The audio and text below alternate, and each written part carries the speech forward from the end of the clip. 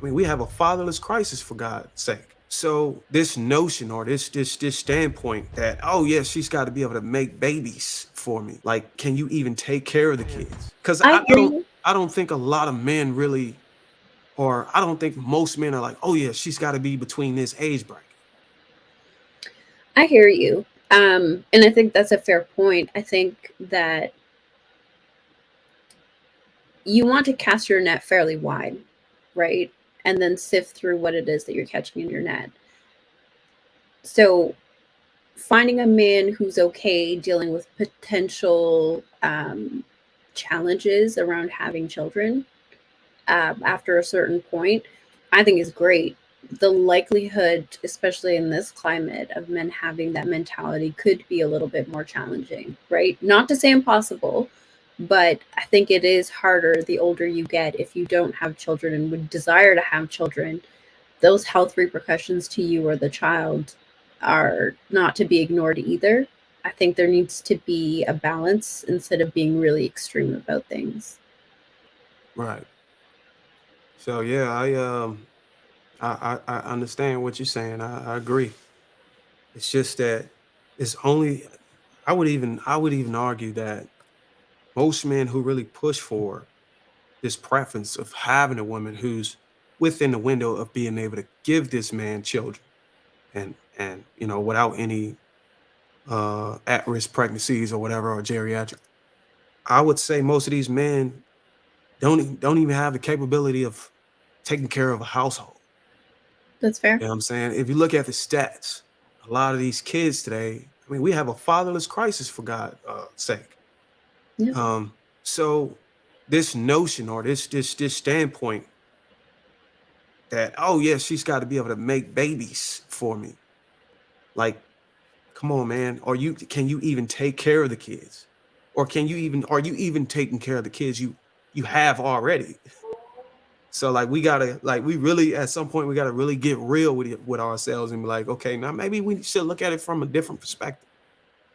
Cause I mean, it's not like men are out here saying they want a bunch of kids.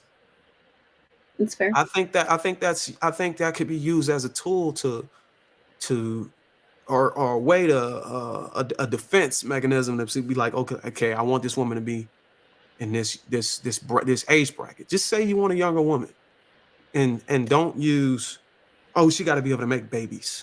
Just say, I just want a younger woman because, you know, maybe they're fitter, they're younger, they're fine, they're exciting. You know, I would rather hear that. You know what I mean?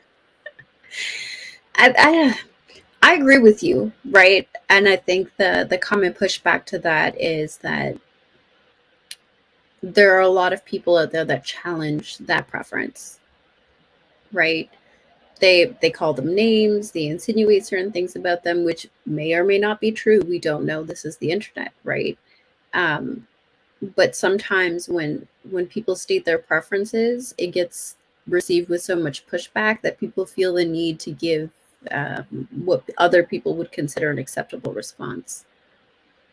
And I would also argue that the preferences don't really come from that person personally. I think that's a preference that they share with somebody they're inspired by. You know, I think about Kevin Samuels and high value man and all these other terms that he coined a lot. A lot of people wasn't really fixated on that as Mhm. expressing their preference through those terms he was using until they were inspired by him. You know, they were intrigued by his persona, his character, and how he pushed it and how he became popular off of it. So they adapted and say, okay, this is who I'm inspired by. I'm going to use his principles and project that in my dating preferences because I want to feel like, you know, he feels, you know, I want to I want to be like who I'm inspired by. You know what I'm saying? But that not might not necessarily be what you really want. So we're sharing, we're piggybacking off of other people's preferences.